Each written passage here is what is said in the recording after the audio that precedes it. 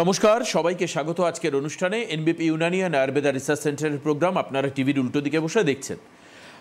আর ঠিক যেভাবে আপনারা আমাদের প্রোগ্রাম দেখছেন তার থেকে দায়িত্ব থাকে, এটা আমাদের সবার, এটা দায়িত্ব, শুধুমাত্র এনবিপির দায়িত্ব নয়। সেটা হচ্ছে মানুষকে নতুন নতুন সমস্যা সম্পর্কে অবগত করা। সিএমডি স্যার এটা বলেন যে এটা এই প্রোগ্রাম শুধু একটা টিভি প্রোগ্রাম নয়, এটা একটা অ্যাওয়ারনেস প্রোগ্রাম। তো ডেফিনেটলি মানুষকে সজাগ এবং সতর্ক করা দরকার। আজকে যে বিষয়টা নিয়ে আলোচনা করব তার আগে আমি জাস্ট 2 মিনিটের মধ্যে একটা জিনিস আপনাদেরকে বলি, আপনাদের বুঝতে সুবিধা হবে। কয়েকদিন আগে এয়ার ইন্ডিয়ার AI-171 একটি বিমান আহমেদাবাদে ভেঙে পড়ে টেক অফের সঙ্গে সঙ্গে। আপনারা সবাই জানেন তাতে 242 জন মানুষ এবং সঙ্গে ওই ডাক্তারি মেডিকেল স্টুডেন্ট যারা ছিলেন অনেকের মৃত্যু হয়, প্রায় 350 মতো মানুষের মৃত্যু হয়েছে। এখন এই ঘটনায় অনুসন্ধান করতে গিয়ে বিভিন্ন মানুষ বিভিন্ন মত দিচ্ছেন, যদিও বা ব্ল্যাক বক্স বা ভয়েস ডেটা রেকর্ডার কি বলছে সেটা টেকনিক্যাল জায়গায়, সেটা একদম ট্রুথ। কিন্তু যে অনুমানগুলো আসছে সেই অনুমানের মধ্যে লেটেস্ট একটা অনুমান এসছে। সেই অনুমানটা কি, আজকের প্রোগ্রামের সঙ্গে তার সম্পর্ক আছে, আমি এই কারণের জন্য বলছি। সেই অনুমানটা বলছেন যারা এয়ার এক্সপার্ট বা এয়ার ইঞ্জিনিয়ার্স, তারা বলছেন যে প্লেনের দুটো ইঞ্জিন একসঙ্গে বন্ধ হওয়ার জন্য প্লেনটা পড়ে গেছিল এবং তার যে ভার্টিক্যাল যে হাইট সেটা লুজ করে পরে ডিসেন্ডিং হয় এবং মাটির সঙ্গে পড়ে ধ্বংস হয়ে যায়। এই ক্ষেত্রে দুটো ইঞ্জিন বন্ধ হওয়ার পেছনে একটা কারণ নতুন উঠে আসছে, এটা আজকেই আমি পেলাম। সেটা হচ্ছে এয়ার ব্লকেজ। এয়ার ব্লকেজ অর্থাৎ দুটো ইঞ্জিনের যে পাইপলাইনের মাধ্যমে ফুয়েল দুটো ইঞ্জিনকে চালানোর জন্য আসছে সেই লাইনে যদি ব্লকেজ তৈরি হয়, অর্থাৎ it is a contamination, not just only the contamination of oil, অর্থাৎ তেলে মিলাওয়াট এরকম ব্যাপার নয়। দুটো যে লাইনের মাধ্যমে ইঞ্জিন অয়েল আসছে সেই লাইনে হাওয়া ঢুকে গিয়ে একটা এয়ার ব্লকেজ তৈরি করা, যেটাকে এয়ার ব্লকেজ বলা হয়। দুটো ইঞ্জিন তেল পায়নি, বন্ধ হয়ে গেল। আচ্ছা, এবার এই ঘটনায় একটা ডেভাস্টেটিং এফেক্ট দেখতে পেলাম। বহু মানুষ মারা গেল, পুরো প্লেন জ্বলে পুড়ে রাখ হয়ে গেল।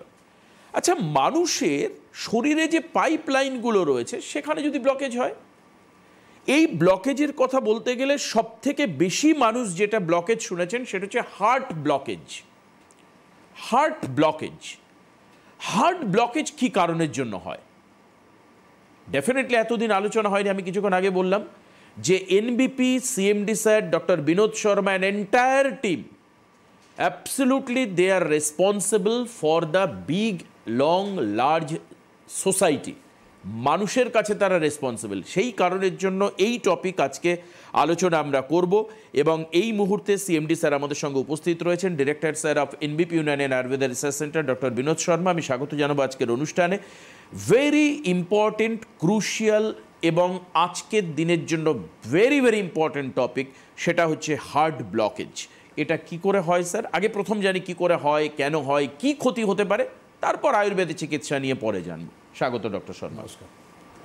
দেখুন, আজকে আমাদের যে হার্ট যে ব্লকেজটা হয় এটা নিয়ে কেন হয়, বা আমরা মাথায় যেটা মাইন্ডের মধ্যে থাকে কি আমরা সার্জারি করব।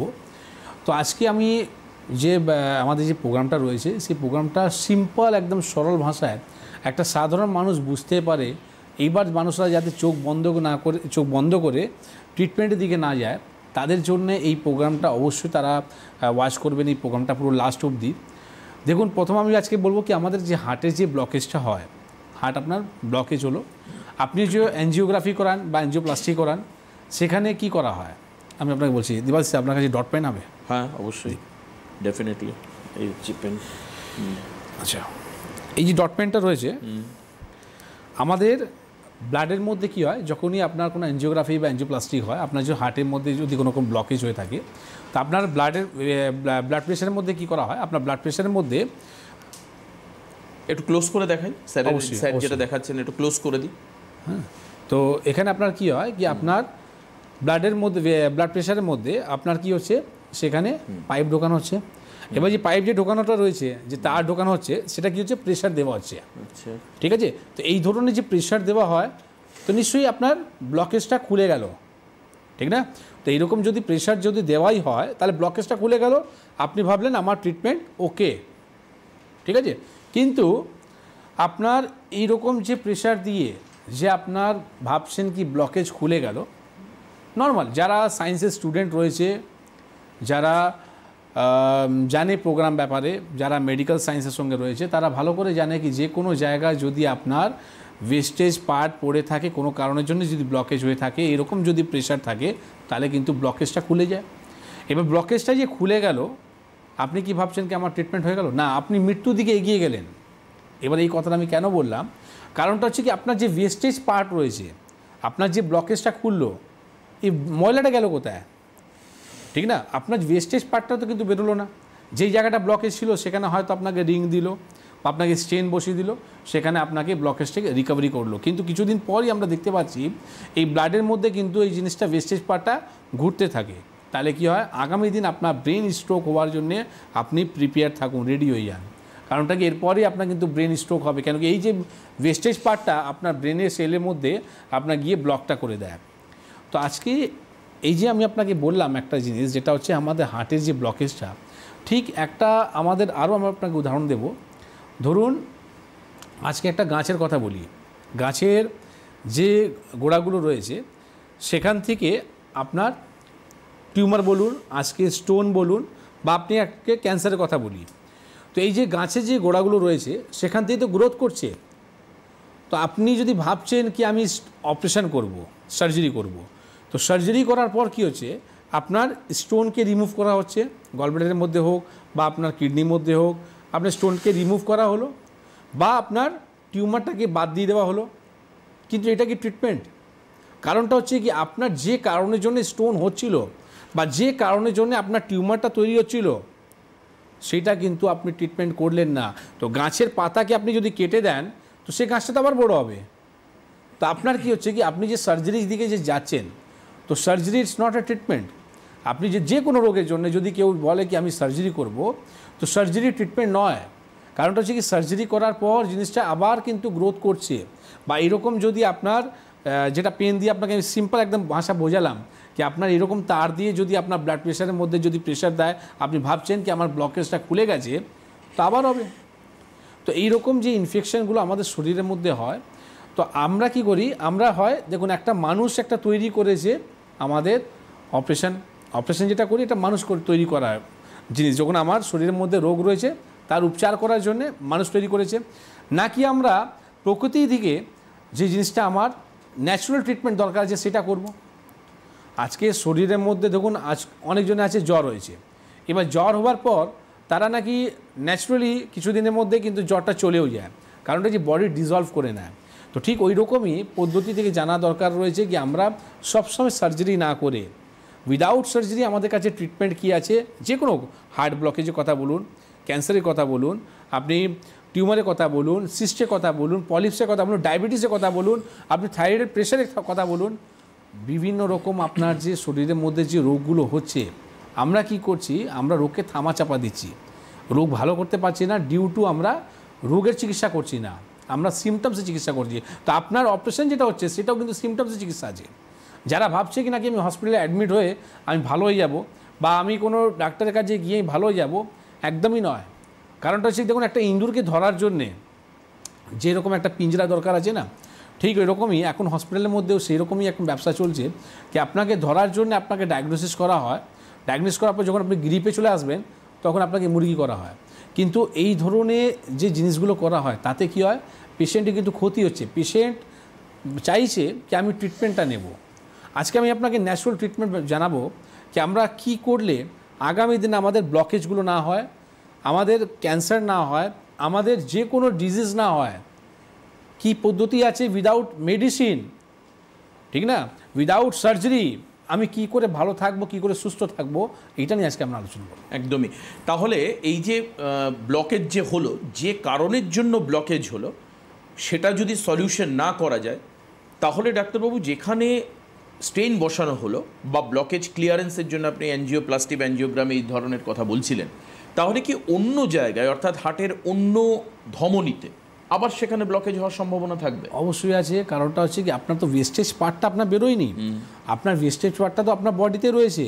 এবার সেখান থেকে আমি কেন বললাম কি আপনি মৃত্যুর দিকে এগিয়ে যাচ্ছেন, কারণ হচ্ছে কি এখান থেকেই আপনি হয়তো প্যারালাইসিসের দিকে যাবেন, ঠিক আছে, হয়তো আপনার ব্রেন স্ট্রোক হবে, বড় বড় রোগ আপনার শরীরের মধ্যে কিন্তু আসতে চালু হবে। লাস্ট টাইম একটা আমি পেশেন্ট দেখেছিলাম, তার প্যারালাইসিস পেশেন্ট। এবার প্যারালাইসিস পেশেন্ট হওয়ার পরই ঠিক 3 বছর পরে কিন্তু ওনার ব্রেস্টের মধ্যে ওনার একটা ইনফেকশন হয়, আর ইনফেকশনের জন্য ওনাকে সার্জারি করতে বলা হয়। এই ইনফেকশনটা কী ছিল সেটা একটাও আপনাকে বলবে না, কোনোদিনই বলবে না কি প্যারালাইসিস হওয়ার পর ওনার যে ব্লকেজটা ছিল, ওই ব্লকেজটা ইনফেকশনটা কারণের জন্য আপনার কিন্তু ব্রেস্টে গিয়ে আপনার সার্জারিটা করা হলো। তো এটাই জানতে হবে কি ওয়েস্টেজ পার্টটাকে বার করুন। আপনার যে শরীরের মধ্যে যে ওয়েস্টেজ পার্ট রয়েছে সেটা যদি না করা হয়, আপনি সুস্থ হতে পারবেন না, কোনো মেডিকেশন দিয়ে আপনি ভালো হতে পারবেন না। তো এই ওয়েস্টেজ পার্টটাকে ন্যাচারাল পদ্ধতিতে কী করে বার করা যায়, উইদাউট সার্জারি কী করে বার করা যায়, এইটা উপরে যদি আমরা চিকিৎসা যদি না করি, এইটা উপরে যদি আজকে আমরা না ভাবি, তাহলে আজকে আগামী দিন আমরা কিন্তু আস্তে আস্তে কিন্তু শরীরটা খারাপের দিকে যাব। যেটা আপনি বললেন স্টার্ট করার আগে, লাস্টে আহমেদাবাদে যে আমাদের সিচুয়েশনটা হলো, প্লেনটা নিয়ে যে ক্র্যাশ হলো, সেটা সত্যি ওটা দুঃখের খবর, ওটা না হওয়া উচিত ছিল না। কিন্তু যেটা হলো সেটা দিয়ে দেখুন আজকে যে সোশ্যাল মিডিয়ার মধ্যে বলুন বা নিউজের মধ্যে বলুন, যেই হিসাবে দেখানো হচ্ছে, সাধারণ মানুষ যখন প্লেনের মধ্যে বসছে তারা কিন্তু একটা ভয়তে রয়েছে, প্যানিক রয়েছে। কারণটা হচ্ছে কি, এবার বাড়ির লোক জিজ্ঞেস করছে কোন এই প্লেনে আছো, এয়ার ইন্ডিয়াতে আছো, তো নাম শুনেই নাকি ভয় হচ্ছে। তো ঠিক ওই রকমই দেখুন আজকের ডিজিজ নিয়ে যদি আপনি প্যানিক হয়ে যাবেন না, তাহলে কিন্তু আপনি আস্তে আস্তে করে আপনার শরীর আরও কিন্তু খারাপ হয়ে যাবে। কি যে কোনো জিনিসে প্যানিক হওয়া দরকার নেই, হয়ে গেল সেটা একটা দুর্ঘটনা ছিল, সেটা বললাম হওয়া উচিত ছিল না, কিন্তু রয়ে গেছে। কিন্তু ওটা নিয়ে যদি আমরা ভাবতে থাকি আর সেই রকম যদি আপনি মাইন্ডের মধ্যে সবসময় ওটা দেখতে থাকেন, তাহলে কিন্তু আপনার সঙ্গে যদি নাও দুর্ঘটনা হয়, বলে এই হতে হতে বেঁচে গেলাম। একদমই, মানে মানসিকভাবে এটাও একটা রোগ, মানসিকভাবে এটা মনে করা। তাহলে এখানে দুটো কথা খুব পরিষ্কার। এক হচ্ছে আপনার ব্লকেজ ক্লিয়ারেন্স করার জন্য অন্য প্যাথিতে ট্রিটমেন্ট আছে, এটা আপনারা জানেন। কিন্তু এটা কি ট্রিটমেন্ট আছে যে আর অন্য কোনো জায়গা, অর্থাৎ আপনার আর্টারিতে আর অন্য কোনো জায়গায় ব্লকেজ হবে না? কারণ স্ট্রেন বসানোর পরেও আমরা বহু মানুষকে দেখেছি ফার্দার আবার তাকে অপারেশন করতে হচ্ছে। আচ্ছা, এটাও আপনারা দেখেছেন যে স্ট্রেন বসানো ছিল, বছর 5-7-10 পরে তাকে প্রেস মেকার বসাতে হচ্ছে। আচ্ছা, প্রেস মেকার কি লং টার্ম চলবে? না, সেই ক্ষেত্রেও একটা খরচ, এবং সেই ক্ষেত্রে দেখা যাচ্ছে কোনো প্রেস মেকার লং লাইফ চলতে পারে, আবার আরেকটা প্রেস মেকার দেওয়া হচ্ছে শর্ট টার্মের জন্য, সেটা আবার চেঞ্জ করতে হবে। আমি কি বারবার আমার শরীর কাটবো? আমি কি বারবার অপারেশনে যাব? আচ্ছা, দ্বিতীয়ত আরেকটা জায়গা যেটা স্যার বলবার পরে আমার মাথায় আসলো, যে তাহলে আমাদের কি লাইফস্টাইল এমন চেঞ্জ করা উচিত যার ফলে আমাদের শরীরে, অর্থাৎ আমি স্পেসিফাই করি হার্টে, ব্লকেজ হওয়ার সম্ভাবনাটা কমবে? আচ্ছা, এমন কিছু কি আয়ুর্বেদ আমাদেরকে দিতে পারবে? এটা এক্ষুনি আপনারা টিভির উল্টো দিকে বসে ভাবছেন, যে যার ফলে আমাদের শরীরের ধমনীগুলো সব পরিষ্কার থাকবে, আমাদের ব্লাড থিনার খেতে হবে না। আচ্ছা, যদি তাই হয় তাহলে তো আমরা বহু চর্চিত, বহু প্রচলিত একটা রোগ থেকে মুক্ত পাবো, সেটা হচ্ছে ব্লাড প্রেশার। কারণ ব্লাড প্রেশার এই কারণের জন্য মানুষের বাড়ে যে শিরা বা ধমনীর যে সারাউন্ডিংস থেকে ব্লাডটা প্রবাহিত হয় সেখানে কোলেস্টেরল জমা হয়, এবং যার জন্য সরু হয়ে যায় আমাদের ওই ছিদ্রগুলো, তার ফলে আমাদের রক্তচাপ বেশি বৃদ্ধি হয়। আচ্ছা, এগুলো আমরা কেন ভাবি না বলুন তো দেখি? এই যে যারা এখন এই মুহূর্তে টিভির উল্টো দিকে বসে অনুষ্ঠান দেখছেন, তার আমরা কেন ভাবি না? আজ থেকে এই প্রোগ্রাম থেকে যদি আমি ভাবা শুরু করি, আগামী 1 বছরের মধ্যে আমরা হার্টের রোগ কতটা কমাতে পারবো, 1 বছর পর আজকের জুন মাসের এই 19 তারিখে 2026 সালে এই প্রোগ্রামে আপনি ফোন করে বলবেন, আমাদের অনুষ্ঠানে বলবেন। কে আছেন ফোনে? হ্যালো হ্যালো হ্যালো, কেউ কি আছেন? আচ্ছা, যাদের আজকে একটু বলে দিই যখন ফোন আসবে, আজকে হার্টের প্রবলেম যাদের আছে তারা ফোন করতে পারেন, তারা হচ্ছে প্রায়ার কলার। দ্বিতীয়ত হচ্ছে আপনি ফোন করতে পারেন যে কোনো সমস্যা নিয়ে, যেটা অ্যাজ ইউজুয়াল হয়। এবার আমি আবারও স্যারের কাছে আসছি। আজকে আমরা হার্ট ব্লকেজ নিয়ে কথা বলছি, কিন্তু আমাদের শরীরের আরও অনেক রকম ব্লকেজ থাকতে পারে। ইভেন এই ধরনের একটা সমস্যা যেটা নিয়ে এনবিপি দীর্ঘদিন কাজ করছে, আপনিও একাধিক প্রোগ্রাম করেছেন, সেটা হচ্ছে বিভিন্ন জায়গায় স্টোন রিস্টোরেশন। শরীরের বিভিন্ন জায়গায় স্টোন জমছে, দেখা যাচ্ছে সেটা ইউরিনের নালিতে গিয়ে কিডনি স্টোন আটকে যাচ্ছে, এর ফলে মারাত্মক পেইন হচ্ছে। স্যার, এই যে একটা ওভারঅল একটা সেন্ট্রালাইজড ট্রিটমেন্ট সিস্টেম যেটা আপনারা করছেন, যে ওভারঅল আমি এমন একটা পদ্ধতি বা এমন ওষুধ দেবো বা এমনভাবে আমি তাকে, এই যে আপনি একটা কথা খুব ইম্পর্ট্যান্ট বললেন যে শরীরের ভেতরে জমে থাকা বর্জ্য পদার্থ যদি আমি বার করতে না পারি, ওয়েস্টেজ যদি আমি বার করতে না পারি, আমার যে কোনো রকম রোগ যে কোনো সময় যে কোনো মুহূর্তে হতে পারে। এক্স্যাক্টলি। আজকে দেখুন যেরকম একটা কিডনি সিকেডি পেশেন্ট যারা ডায়ালিসিস করছে বা যারা ইউরিয়া ক্রিয়েটিনিনটা বাড়ছে, তাদেরকে যে ডায়ালিসিস করতে হয়, আমরা বহু পেশেন্টকে উইদাউট ডায়ালিসিস কিন্তু ইউরিয়া ক্রিয়েটিনিনকে নামাতে পেয়েছি। আমরা টিউমার বা আপনি হার্ট ব্লকেজ বলুন, সেখানে আমরা ঠিক করতে পেয়েছি। কী করে এটা হয় দেখুন, অবশ্যই আয়ুর্বেদ কাছে রয়েছে পঞ্চকর্ম থেরাপি। পঞ্চকর্ম থেরাপির সঙ্গে সঙ্গে আমাদের সঙ্গে চালু করেছি আমরা এখন ওয়াটার থেরাপি, যেটা করতে কি পেয়েছি আমরা এখন হসপিটালের মধ্যে আমরা এটা নিয়ে একটা ট্রায়াল চলছিল।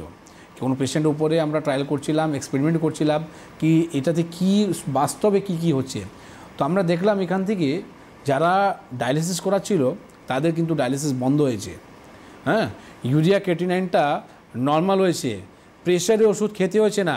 কারণটা হচ্ছে যে আজকে আমাদের শরীরের মধ্যে যে ঘাম যে বার হয়, এই ঘামের সঙ্গে কিন্তু আমাদের ইউরিয়া ক্রিয়েটিনিন, সোডিয়াম, পটাশিয়াম অনেক ধরনের ইনফেকশনগুলো শরীর থেকে বার হয়। তো এই যে আমরা ওয়াটার যে থেরাপিটা বললাম, তো আমাদের যে টেম্পারেচারটা নর্মাল যে টেম্পারেচারটা আছে, সেই টেম্পারেচারটা মেপে আমরা পেশেন্ট উপরে ট্রায়াল করে দেখেছি। আর এখানে এখন আমরা মজা কেন পাচ্ছি, কেন সত্যি আমরা দেখতে পাচ্ছি কি এই যে ওয়েস্টেজ পার্ট যে কথা বারবার আমরা তুলছি কি আমাদের শরীরের মধ্যে যে থাকছে, সেটা বার হবে কি করে, সেটাকে বার করার জন্যই পঞ্চকর্ম থেরাপির সাথে সাথে যারা ওয়াটার থেরাপি করবে, আমি আপনাকে কথা দিচ্ছি আপনাকে কোনো সার্জারি করতেই হবে না, এই ওয়েস্টেজ পার্টগুলো বার হবেই হবে। আর তার সাথে যে কোনো ব্লকেজ হোক না কেন, সেই ব্লকেজটা যে খুলবে সেটার জন্য আপনাকে ভাবতে হবে না কি এটা দ্বিতীয়বার হবে কি না। একদম একদম ঠিক। আমরা এই ট্রিটমেন্টের সুবিধা অবশ্যই নেব, নিচের হেল্পলাইন নাম্বারে ফোন করব, কিন্তু সরাসরি ফোন নাম্বারেও আপনারা ফোন করছেন অনেকে। কে আছেন ফোনে, কথা বলবো। হ্যালো, হ্যাঁ একটু জোরে বলুন, পরিষ্কার করে বলুন, কে বলছেন? হ্যালো, ডাক্তার সাহেবের কথা বলবো। হ্যাঁ, আপনি কোথা থেকে বলছেন একটু বলুন। জলপাইগুড়ি থেকে বলছি। জলপাইগুড়ি থেকে, বেশ বলুন স্যার, শুনতে পাচ্ছেন, আপনি বলুন আপনার কি সমস্যা হয়েছে। জলপাইগুড়ি থেকে। আপনার সমস্যাটা বলুন। হাঁটু ব্যথা, হাঁটু ব্যথা। হাঁটুতে ব্যথা আছে কতদিন ধরে? অনেক ধরে, 1 মাস হলে অনেক ওষুধ খেলাম, কমলো না। আচ্ছা, ডাক্তার দেখাইছি। হ্যাঁ, হ্যাঁ কোনো রিপোর্ট করেছে? হ্যাঁ রিপোর্ট করেছিলাম, ওই রিপোর্ট তো সবই ঠিক আছে, নর্মাল আছে। আপনার বয়স কত? করেছি। আচ্ছা দেখুন, আপনার যে বয়স রয়েছে আর আপনার বয়স অনুযায়ী যদি আপনি ভাবছেন কি আমার হাঁটুতে ব্যথা রয়েছে, ব্যথা কমছে না, আপনার রিপোর্ট নর্মাল আছে, তো দেখুন সবসময় একটা জিনিস মাথায় রাখবেন, যে কোনো কারণে যে আপনার ব্যথাটা হচ্ছে সেটা নিশ্চয়ই পিছনে কোনো কারণ আছে। হয়তো আপনার যে ডাক্তারবাবু যে রিপোর্ট করতে দিয়েছে সেখান থেকে তারা খুঁজে বার করতে পারেনি, এই কারণের জন্য আপনি প্রপার সলিউশনও পেলাম না। যদি কোনো সমস্যাই যদি না থাকতো তাহলে আজকে ব্যথা হতো না, আপনার ওষুধ খাওয়ার পর আপনি ভালো হয়ে যেতেন। তো আপনার প্রবলেমটা হচ্ছে আপনার এখনও অবধি কোনো রকম ডায়াগনোসিসই হয়নি, ঠিক আছে? তো এটা খুব মোস্ট ইম্পর্ট্যান্ট জিনিস আছে। আমি আপনাকে বলবো, আপনি সঠিক সময় ফোন করেছেন। আগামী শনিবার শিলিগুড়িতে আমার চেম্বার আছে আর আমি সেখানে নিজে থাকবো। তো আপনি যদি পারেন শিলিগুড়ি চেম্বারে এসে যোগাযোগ করুন, আপনার কাছে কী রিপোর্ট রয়েছে সমস্ত রিপোর্টগুলো নিয়ে এসে দেখা করুন। 15 দিন পর আপনাকে চেম্বারে এসে বলতে হবে না, আপনি স্টুডিওতে বলে জানাবেন যে আপনি কেমন আছেন। এইটাই হচ্ছে এনবিপি। ঠিক। আজকে দেখুন আমি আপনাকে বলবো কি, আমার যে কোনো ডিজিজকে নিয়ে কথা বলি, যদি আমরা গ্রেডের জন্য আমরা ওয়েট করি, ঠিক আছে, গ্রেড 1, গ্রেড 2, গ্রেড 3, যদি এখানে ড্রয়িং থাকতো তাহলে আমি আপনার ড্রয়িং করে দেখাতাম।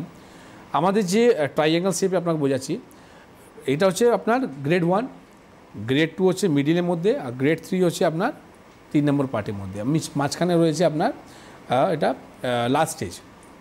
কোনো রোগে লাস্ট স্টেজ ফার্স্ট স্টেজ হয় না, রোগই হয়।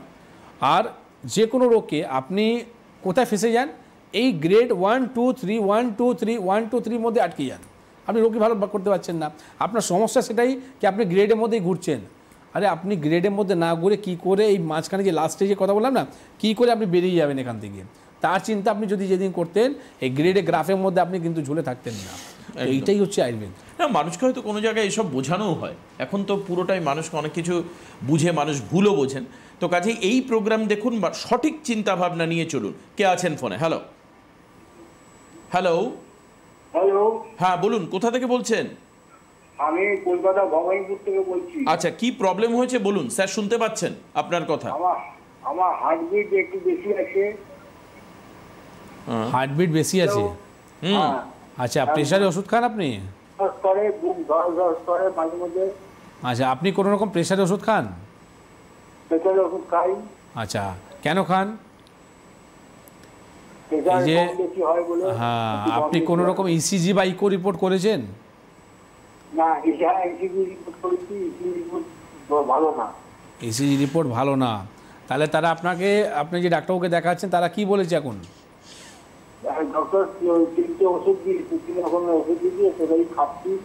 খাচ্ছি, খুব মানে ভালো বুঝছি না। ভালো বুঝবেন না তো, ওরা তো আপনাকে যে ওষুধ দিচ্ছে, ওষুধ নেওয়ার পর আপনাকে ওয়েট করছে কি আপনি যদি ভালো না থাকেন তো ইমিডিয়েট আপনাকে অ্যানজিওগ্রাফি করতে বলবে। আর অ্যানজিওগ্রাফি যেদিন আপনি করবেন সেই দিনই থেকেই আপনার কিন্তু উল্টো গিনতি চালু হয়ে যাবে। আপনি এগুলো না করে আপনি একটা কাজ করুন, আপনার যে ইসিজি রিপোর্ট যে ভুল এসছে সেই রিপোর্টটা নিয়ে আর আপনার যে ওষুধগুলো খাচ্ছেন সেই ওষুধগুলো নিয়ে আমাদের ভবানীপুরে চেম্বার আছে। আপনাকে কোনো এই দেশ বিদেশ কোনো যেতে হবে না, আপনার পাড়ার মধ্যেই আমাদের চেম্বার রয়েছে ভবানীপুরে, ল্যান্সডাউনের মধ্যে চেম্বার আছে। আর প্রত্যেক মাসে আমি একদিন করে এখন রোববার কলকাতাকে দিচ্ছি। কারণটা হচ্ছে কি, কলকাতার যে বাসিন্দারা রয়েছে তারা কিন্তু আমি উইকডেতে চেম্বার করি, বা উইকডেতে অনেকরা রয়েছে গভর্নমেন্ট চাকরি করে, বা অনেকজন রয়েছে যারা স্কুলের টিচার রয়েছেন, ওয়ার্কিং ডেতে তারা আসতে পারে না। তাদের জন্য আমি প্রত্যেক মাসে কিন্তু একদিন করে কলকাতায় চেম্বার চালু করেছি, যেটা জুন মাসে 29 তারিখের ডেট আছে। 29 অফ জুন আমি থাকবো ল্যান্সডাউন চেম্বারের মধ্যে। আর তার আগে যদি আপনি আসতে চান মঙ্গলবার আপনি ডেটটা পেয়ে যাবেন। হেল্পলাইন নাম্বারে ফোন করে সেখানে এসে যোগাযোগ করুন। কি করে ন্যাচারালি আপনি হার্টের সমস্যা থেকে পুরোপুরি ভালো হবেন, এই টিপসগুলো আপনাকে আমরা দেবো। একদম, আমি আপনাদেরকে শিডিউল বলে দেবো, আরেকজন ফোন কবে কোথায় পশ্চিমবঙ্গের কোন প্রান্তে কোন চেম্বার রয়েছে সেটা আপনাদেরকে জানাবো এই ফোনটার পরে। কে রয়েছেন ফোনে? হ্যালো। হ্যাঁ নমস্কার, বলুন। আমি আনসার মোল্লা বলছি স্যার। কোথা থেকে বলছেন? দক্ষিণ চব্বিশ পরগনা, বিষ্ণুপুর থানা। আচ্ছা বেশ, কি হয়েছে বলুন। স্যার আমার আইবিতে অ্যালার্জি আছে, খুব কাশি হয়। এখন করে দেখতে পাচ্ছি খেলে পরে কিছু খেলে খেতে খেতে খেতে খেতে বমি হয়ে যায়। আচ্ছা, আমার সমস্যা। আপনি আইজি রিপোর্টটা করেছেন কি? হ্যাঁ, অ্যালার্জি রিপোর্টটা আপনার হয়েছে? হ্যাঁ করেছি। আমার অ্যালার্জি রিপোর্ট তো এক্সি করেছি, সব করেছি। আচ্ছা, অ্যালার্জি রিপোর্টে আপনার কত এসছে? ওটা কোনো নর্মাল আছে না, অ্যালার্জি রিপোর্ট কি নর্মাল আছে? হ্যাঁ নর্মাল বলছি, সামান্য হালকা অ্যালার্জি আছে। আচ্ছা, না অ্যালার্জি রিপোর্ট যদি নর্মাল থাকে তাহলে আপনি কি করে বলছেন কি আপনার অ্যালার্জির সমস্যা দিকে হচ্ছে? ডাক্তারবাবু তো বলছে, আমি তো ডিএমপি লাইনে গিয়েছিলাম। দেখুন, ডাক্তারবাবু আপনাকে বলছে তো নিশ্চয়ই রিপোর্ট দেখেই না বলবে, আন্দাজে তো বলতে পারবে না। ঠিক আছে, হু বলে দিয়েছে, ওয়ার্ল্ড হেলথ অর্গানাইজেশনকে বলে দিয়েছে কি আপনাকে যা রিপোর্ট আছে রিপোর্ট বেস অনুযায়ী আপনাকে বলতে হবে কথাগুলো, তার থেকে বাইরে কথা বলে কোনো লাভ নেই। আপনি রোগ ধরতে পারছেন না, আপনি শুধু ভাবছেন কি আমার অ্যালার্জি থেকে হচ্ছে, আর যদি সেটাই থাকতো তো আপনার ডাক্তার আপনার অ্যালার্জি ওষুধ দিচ্ছে, তারপরেও কমছে না কেন? এটাই হচ্ছে আয়ুর্বেদ। ঠিক আছে, আপনাকে সঠিক পথটা দেখায়। আমি কি বললাম, আপনি ইন্দুর হয়ে যাবেন না, ওই পিঞ্জরা খুলে বসে আছে আপনাকে ধরার জন্য বসে আছে, ওটা হবেন না, চালাক হন একটু। ঠিক আছে, আপনাকে জানতে হবে কি আপনার ডায়াগনোসিসটা কী। আপনার যদি অ্যালার্জি রিপোর্ট যদি নর্মাল আছে, কী করে আপনি বলেন অ্যালার্জি থেকে হচ্ছে? অন্য কোনো কারণের জন্য হতে পারে। ঠিক আছে, আপনি একটা কাজ করুন, যেটা হচ্ছে আপনি গরম জলে প্রথম তো আপনি গার্গিল করুন, আর ফ্রিজে জল খাওয়াটা একদম স্ট্রিক্টলি বন্ধ করুন, আর গলার মধ্যে মাফলারটা ইউজ করুন। 4 ডেজ আপনি করুন, 4 দিন। এরপরেও যদি না কমে তাহলে আপনার নিশ্চয়ই ডাক্তারবাবুকে দেখানো দরকার রয়েছে। তো দক্ষিণ 24 পরগনাতে আমাদের আমতলায় চেম্বার আছে, প্রতি বৃহস্পতিবার দিন চেম্বার হয়। যদি পারেন একটা অ্যাপয়েন্টমেন্ট নিয়ে আপনি সেই চেম্বারে দেখা করুন, যেখানে আপনাকে সঠিক চিকিৎসা আপনি পাবেন। ঠিক, একদমই তাই। এই যে বলে দেওয়া, এই যে 3-4 দিন আপনি টাইম দিলেন, এটার করে দেখা বা তারপরে একটা পদক্ষেপ নেওয়া, এগুলো কিন্তু এগুলোই হচ্ছে একজন চিকিৎসকের ডিগনিটি। মানে মানুষ যে এই যে সমাজ ব্যবস্থায় থাকা মানুষ, তারা নানান সমস্যায় জরাজীর্ণ, তাদের মধ্যে যে একটা বিলিফ তৈরি হবে তার কারণ হচ্ছে এটা। ডাক্তারবাবু কিন্তু একটা গ্রিন লাইন বলে দিচ্ছেন যে you should follow that rules and regulation, follow the instruction. এর পরে যদি আপনার না হয় তো তখন আমরা তার ট্রিটমেন্ট শুরু করব। এটা কিন্তু ফ্রম দ্য ফার্স্ট ডে আপনি আসলেন আপনাকে ট্রিটমেন্ট করে এক গাদা ওষুধ লিখে দেওয়া তা কিন্তু নয়। খুব সাধারণ পদ্ধতি আপনাদেরকে বলা হয়, সাধারণ পদ্ধতি, সেই সাধারণ পদ্ধতিতে কাজ না করলে তারপর ডাক্তারবাবুরা চ্যালেঞ্জ নেবেন, এই হচ্ছে বিষয়। কে রয়েছেন ফোনে, এরপর আমি চেম্বার অ্যানাউন্স করবো। হ্যালো, কে আছেন? হ্যালো, আমি উজ্জ্বল মন্ডল পূর্ব বর্ধমান থেকে বলছি। আচ্ছা, কি হয়েছে আপনার বলুন। আমার যেটা হচ্ছে পাইলসের সমস্যা ছিল, এটা আয়ুর্বেদিকে আমি ভালো হয়েছি, ভালো মানে ভালোভাবেই সাকসেসফুল হয়েছে। আজ 32 বছর রোগ ছিল, কিন্তু ওইখানে ডাক্তারবাবুর সঙ্গে আলোচনা করতে গিয়ে আমার কানের ব্যাপারে একটা প্রবলেম এসেছে, যেটা হচ্ছে বহুদিন ধরে প্রায় বছর খানা করে একটা ঝড়ের মতন শব্দ হয়, আর মাঝে মাঝে মাথা ঘোরে আর বমি হতে থাকে। আর যখন বমি হয় প্রায় আধ ঘন্টা 1 ঘন্টা সেন্সলেসের মতন হয়ে থাকি। এই জন্য আমাকে এখানে আরামবাগে আমি দেখাচ্ছি, দীক্ষা করেন, বমিটা কমেছে। আর না দেখুন, আপনাকে বলি, আপনার বাড়ি কোথায় বলে? আরামবাগে না? হ্যাঁ, আরামবাগে পাশে, ওই পূর্ব বর্ধমান কুচিকুড়ি গ্রামে। আপনি দেখুন, একটা কথা বলি, আপনি তো অনেক কিছু করেছেন, আর আপনি আয়ুর্বেদ করে আপনি পাইলসের সমস্যাটা ভালোও করেছেন, এটাও আপনি নিজের মুখে বললেন। তো নিশ্চয়ই আপনার আয়ুর্বেদ প্রতি একটা আস্থা আছে, বিশ্বাস আছে। তো আমি আপনাকে বলবো কি, আপনার এই যে সমস্যাটা তৈরি হচ্ছে, তার জন্য আপনাকে একটা কোনো ঘাড়ে এক্সরে রিপোর্ট করা হয়েছে? নেই ওনার ফোনে। আচ্ছা, যাই হোক, আমি আপনাকে বলবো একটাই কথা, কি আগামীকালই আমাদের আরামবাগে চেম্বার আছে, তা আপনি ওখানে ডক্টর হালদার থাকবেন, কালকে গিয়ে আপনি ওখানে দেখান। আর আশা করছি আপনার যে এরকম পাইলসের সমস্যা নিয়ে আজকে আপনি যে বললেন কি আমি আয়ুর্বেদ করে ভালো হয়েছি, এটাই শুনতে সত্যি ভালো লাগে। কারণটা হচ্ছে কি, সঠিক চিকিৎসা করলে না, যারা বলে কি সত্যি কি নির্মূল হয়ে যায়, তো দেখেন প্রমাণটা এটাই আছে কি সত্যি ভালো হয় কি না। এরকম বহু প্রমাণ আছে, আমরা যদি প্রমাণ দেখাতে চাই তাহলে আমরা প্রোগ্রাম করতে পারবো না। এরকম প্রমাণ যদি হয় আমরা আজকেও দেখাবো। তো আপনি কালকে আরামবাগ চেম্বার রয়েছে, সেখানে এসে যোগাযোগ করুন। এই সমস্যাটা আপনার সার্ভাইকাল স্পন্ডাইলিসিস কি হয়, সার্ভাইকাল স্পন্ডাইলিসিস থেকে দেখবেন একটা কানে একটা শব্দ হয়, মাথা ঘোরায়, গা গোলায়, বমি হয়, চোখ লাল হয়ে যায়, এই ধরনের সমস্যাগুলো হয়। এবার আপনি বলবেন আমার ঘাড়ে কোনো রকম যন্ত্রণা নেই, তো সার্ভাইকাল স্পন্ডাইলিসিসে অনেক সময় যন্ত্রণা হয়, আবার অনেক সময় যন্ত্রণা হয় না। ঠিক আছে, তো যন্ত্রণা হলেই নাকি সার্ভাইকাল স্পন্ডাইলিসিস হয় তাই নয়। ঠিক আছে, আপনাকে পেটকে পরিষ্কার রাখতে হবে। যত আপনি পেট পরিষ্কার রাখবেন, আপনার যদি গ্যাস না হয় তাহলে কিন্তু আপনার সমস্যা এটা হবে না। আর যেহেতু আপনার হিস্ট্রি পাইলস ছিল, তার মানে আপনার কোষ্ঠকাঠিন্য ধাত আছে, তো কোষ্ঠকাঠিন্য যখন ধাত থাকবে তখন এইরকম সমস্যাগুলো তৈরি হবে। দেখেছেন, একটার সঙ্গে আরেকটা রিলেশন। সব থেকে বড় কথা এই যে মানুষকে পরিষ্কার করে বলে দেওয়া, এটা আমার এত অসাধারণ লাগে ডক্টর শর্মা যখন বলেন যে এই কারণের জন্য আপনার এটা হচ্ছে। মানুষ যদি না জানে তাহলে রোগ সম্পর্কে তার মাইন্ডসেট তৈরি হবে এটা কী করে? মানুষ তো বুঝতেই পারবেন না যে আমার কী হয়েছে কী হচ্ছে। আরে পৃষ্ঠা ভরে ওষুধ লিখে দেওয়াটা কাজ নয়, মানুষকে জানানো, তার সঙ্গে কথা বলে, যে কর্ডিয়াল রিলেশনশিপ, এটা আপনার মেন্টাল বুস্টিং সিস্টেমকে অনেক স্ট্রং করবে। That is called self immunity system. এর জন্য আপনি সুস্থ থাকবেন। আমি থ্যাঙ্কস জানাই ডক্টর শর্মাকে। আসুন এবার চেম্বার আপনাদেরকে বলি দ্রুত, সময় খুব কম আছে। 20 তারিখ অর্থাৎ আগামীকাল আপনি ফোন করছিলেন, আরামবাগে চেম্বার রয়েছে, ডক্টর এ হালদার থাকবেন। শিলিগুড়ির চেম্বার অত্যন্ত গুরুত্বপূর্ণ, কারণ আবারও ডক্টর শর্মা অর্থাৎ সিএমডি স্যার তিনি যাচ্ছেন শিলিগুড়িতে। সেই শিলিগুড়ির চেম্বার হচ্ছে 21 তারিখে, অর্থাৎ ডে আফটার টুমরো। 21 তারিখে পরবর্তী চেম্বার হচ্ছে বাঁকুড়াতে ডক্টর হালদার থাকছেন। আপনারা ডক্টর শর্মাকে পাবেন আবার আলিপুরদুয়ারে 22 তারিখে।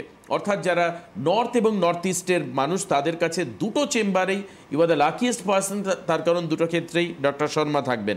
এছাড়া রয়েছে আলিপুরদুয়ারের পর পুরুলিয়ার চেম্বার, সেম ডেট 22 তারিখে পুরুলিয়ার চেম্বারে থাকছেন ডক্টর এ হালদার। পরবর্তী চেম্বার রয়েছে হচ্ছে গুয়াহাটিতেও 22 তারিখে চেম্বার রয়েছে, ডক্টর এস ঘোষাল থাকছেন। 22 তারিখ আরেকটা চেম্বার রয়েছে বোলপুরে হচ্ছে ডক্টর এস ভাদুড়ি থাকছেন। চলে আসছি 23 তারিখ চেম্বার হচ্ছে ঝাড়গ্রামের চেম্বারে ডক্টর এ হালদার থাকছেন। বনগাঁতে উত্তর 24 পরগনা চেম্বার হচ্ছে 26/6 অর্থাৎ জুনে, বনগাঁর চেম্বারে ডক্টর এন ভট্টাচার্যা থাকছেন। ক্যানিংয়ের চেম্বার রয়েছে 27 তারিখ, on a very next day doctor R Dey উপস্থিত থাকছেন ওই চেম্বারে। 27 তারিখের চেম্বার হচ্ছে রায়গঞ্জের চেম্বারে ডক্টর এস ঘোষাল থাকছেন। ডক্টর শর্মাকে আবার আপনি পাবেন হচ্ছে কাকদ্বীপের চেম্বারে 28 তারিখে, 28/6 আরেকটা চেম্বার রয়েছে, সেটা হচ্ছে খড়গপুরে হচ্ছে এন ভট্টাচার্যা থাকছেন। মালদার যে চেম্বার রয়েছে 28 তারিখে চেম্বারে রয়েছেন ডক্টর এস ঘোষাল। এ হালদার থাকছেন বহরমপুরে 28 তারিখে। 29 তারিখে যে চেম্বার সেটা হচ্ছে কোচবিহারের চেম্বারে হচ্ছে ডক্টর এস ঘোষাল থাকবেন। জামশেদপুরের চেম্বার হচ্ছে 29 তারিখ, জামশেদপুরের চেম্বারে থাকবেন হচ্ছে এন ভট্টাচার্যা। এ হালদার থাকবেন কৃষ্ণনগরের চেম্বারে 29 তারিখে। 1/7 যে চেম্বার রয়েছে অর্থাৎ জুলাইতে জুলাইয়ের যে চেম্বার সেখানে আমরা চলে আসছি জুলাইয়ের চেম্বারে। জুলাইয়ের চেম্বার হচ্ছে হেড়িয়াতে, ডক্টর বি শর্মা থাকবেন। ডক্টর বি শর্মা থাকবেন হচ্ছে মেচেদাতে, সেটা হচ্ছে 2 তারিখে। 5 তারিখে চেম্বার হচ্ছে হলদিয়াতে, হলদিয়াতে ডক্টর এ হালদার থাকবেন। আবার আপনি ডক্টর শর্মাকে পাবেন আসানসোলে 5 তারিখে। 5 তারিখে বর্ধমানে চেম্বার রয়েছে, সেখানে পাবেন এন ভট্টাচারিয়াকে।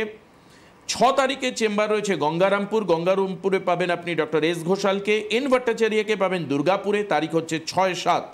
13 তারিখে আপনি পাবেন হচ্ছে আগরতলায়, আগরতলায় আবার আপনি ডক্টর শর্মাকে পাবেন। ত্রিপুরার সবাই আগরতলায় আসবেন। 20 তারিখ যে চেম্বার রয়েছে সেটা হচ্ছে শিলচর, শিলচরেও ডক্টর বি শর্মা থাকবেন। একদম টাইট শিডিউল। অন্যদিকে 21 তারিখে চেম্বার হচ্ছে ডিব্রুগড়, ডিব্রুগড়ে ডক্টর এস ঘোষাল থাকছেন। দিল্লির চেম্বার হচ্ছে 22 তারিখে, সেখানেও থাকছেন হচ্ছে ডক্টর এস ঘোষাল। এই যে সমস্ত চেম্বারগুলো আপনারা মাথায় রাখবেন এবং অবশ্যই নিজের চিকিৎসা করান, সুস্থ থাকুন, লম্বা হাসি হাসুন। আজকে আর হাতে সময় নেই, আগামী অনুষ্ঠানে আবারও দেখা হচ্ছে। অনেক অনেক ধন্যবাদ ডক্টর শর্মাকে। নমস্কার সবাইকে।